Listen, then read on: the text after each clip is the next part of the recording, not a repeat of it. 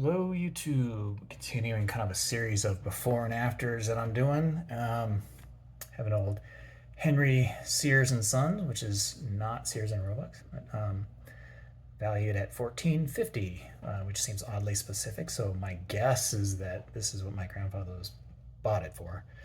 I'm gonna clean this guy up. It's got some tarnishing kind of stuff going on there that I think I can polish off. Otherwise, everything is pretty intact. I'm not seeing a whole lot of damage and stuff like that. So I think I like these. I like this particular pocket knife, but Henry Sears and Son, they're pretty cool. So I think I'm gonna give this the old treatment and try to polish it up a little bit and stuff like that before.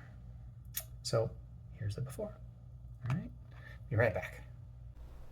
All right, so I like the way this turned out. It shined up pretty nice. As usual, for those who may not know, I don't like restore pocket knives or anything. I do a pretty light cleaning, so you know, you can still see the handles and scuffs and scrapes and stuff like that. There's still just a bit of tarnishing here. This center pin looks like it's starting to do these like sort of spider cracks on the covers, but it shined up pretty nice. Got rid of, you know, a bunch of the tarnishing and stuff like that. These nickel silver bolsters look pretty good in my opinion. Kind of a little bit of flair here with this little, I don't know what you call that, divot, bend, whatever. Looks pretty cool. I do like this pocket knife a lot. I just kind of like the shape of it. It's real compact and stuff like that. It works pretty darn well. The blades are in pretty good shape. You don't see a ton of that aggressive sanding there. You know, there is some for sure, but it's not as bad as others. And I think it shined up pretty nice, in case I didn't get that in there. Works pretty well. There is sort of the normal amount of wobble there. Has a half stop and a pretty good snap. And this is kind of a cool spear point blade with some swedging and the long nail pull. This is the, let's see, the tang stamp. This would have been manufactured sometime between 1897 and 1959 because they have that 1865 date on there. You know, I don't think it was made in 1897. Kind of seems like a 40s or 50s model pocket, maybe 30s. Just because these are, I believe, celluloid, these cracked ice faux pearl handles. Let's see, this side's got a punch blade on it, which is pretty cool, works pretty well.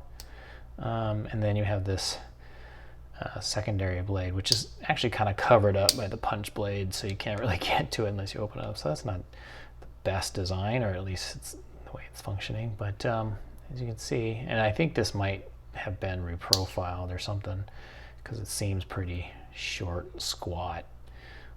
Doesn't have the sharpening bit or whatever you call that on it, but it looks pretty cool. It's got a nice saber line. This one has a nail nick. The pull on it's kind of soft. It doesn't really snap open that well. I've seen better, at least. Almost cut myself on that, did not. But it has a half stop and a pretty decent snap. And this punch here doesn't have a half stop, but it snaps closed pretty good. I always like these hardware store pocket knives. Henry Sears and Son, not associated with Sears and Roebuck, different store, but still a hardware store. And they sell some pretty cool pocket knives, you know, so they didn't manufacture them,